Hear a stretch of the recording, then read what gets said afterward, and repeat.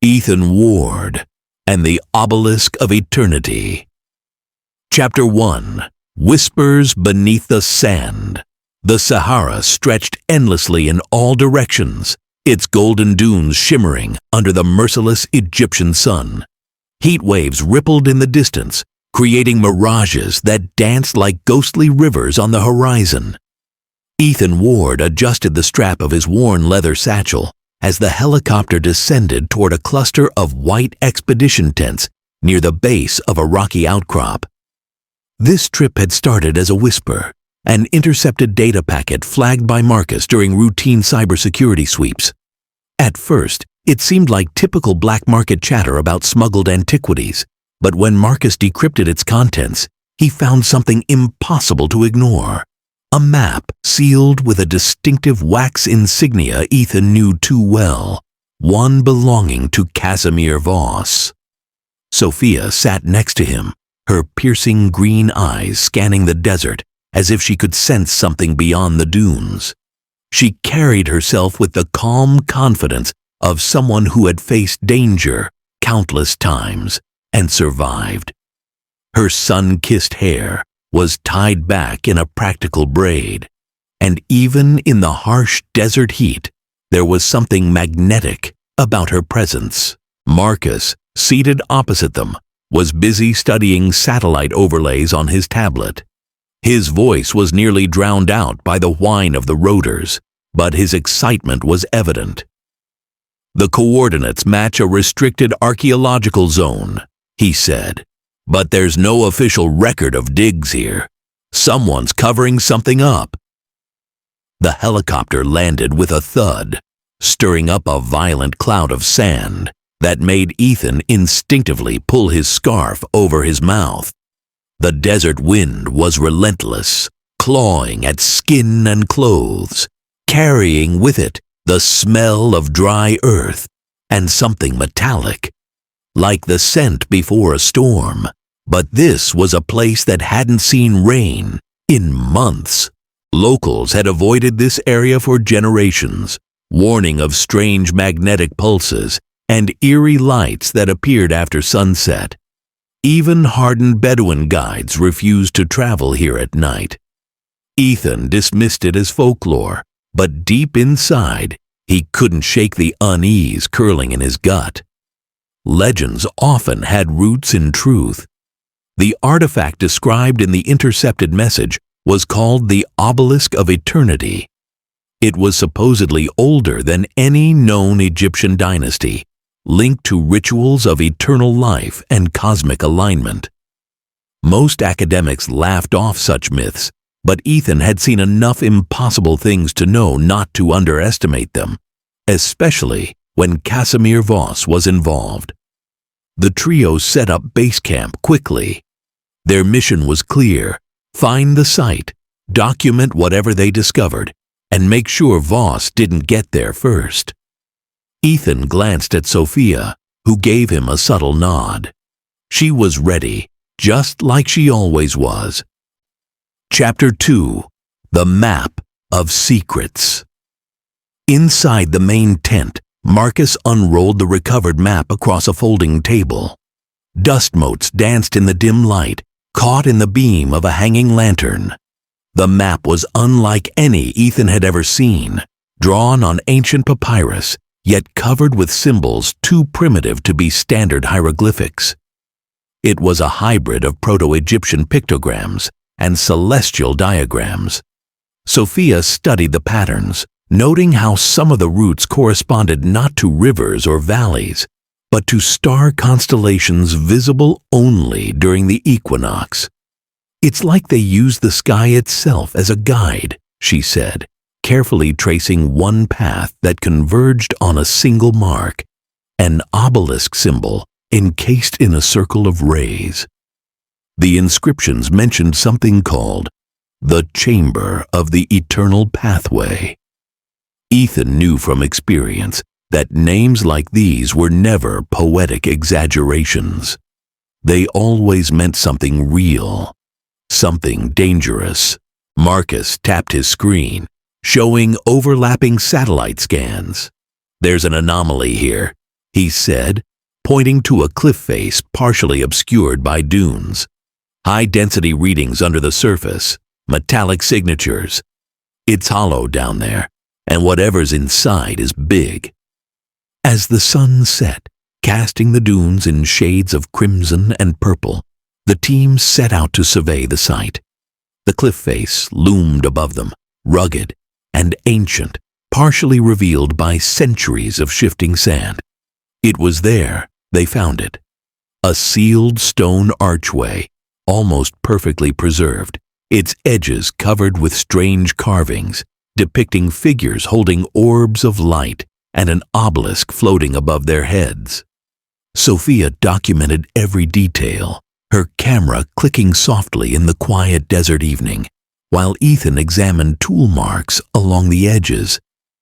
These aren't just decorative, he thought. This entrance was sealed deliberately and recently breached. Footprints, faint but visible, led away from the site. Someone else had been here. Chapter 3. Into the Depths. The next morning, armed with climbing gear and sensors, the team entered the archway. Inside, the air shifted instantly. The oppressive heat of the desert was replaced by a cool, almost unnaturally sterile atmosphere. The walls were covered with murals depicting cosmic alignments, pharaoh-like figures holding artifacts of unknown design, and something that unsettled Ethan. Humanoid shapes reaching toward stars as if grasping for immortality. The tunnel sloped downward sharply, ending at a series of stone doors sealed by complex locking mechanisms. Marcus's instruments went haywire, detecting strong magnetic fields. "This place is shielded," he muttered, like someone didn't want anything to get in or out. Sophia discovered a pressure plate puzzle involving rotating stone discs engraved with constellations. Aligning them required knowledge of both astronomy and ancient mythology. Ethan worked carefully, hands steady, while sweat rolled down his back.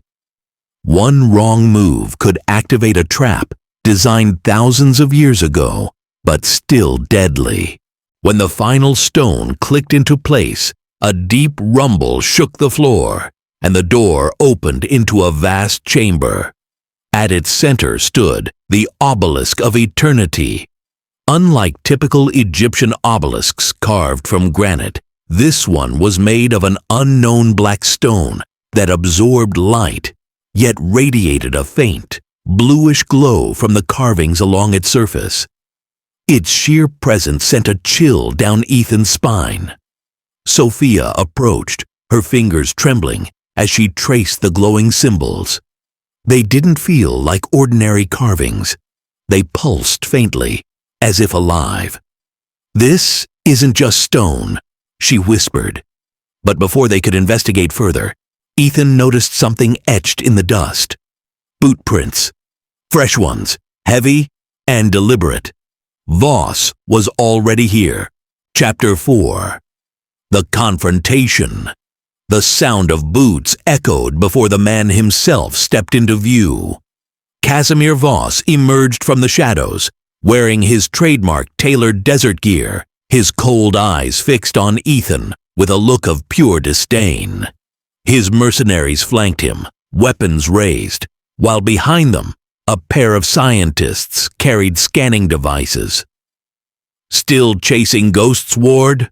Voss sneered, though Ethan ignored him, focusing instead on escape routes.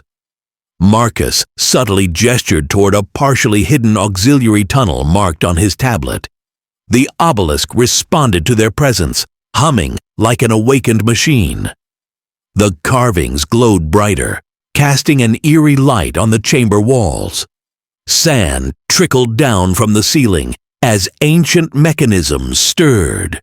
Voss's team attempted to attach resonance scanners to the obelisk, but it reacted violently, emitting a shockwave that knocked several mercenaries off their feet. For a moment, the chamber fell silent, except for the deep hum reverberating in their bones.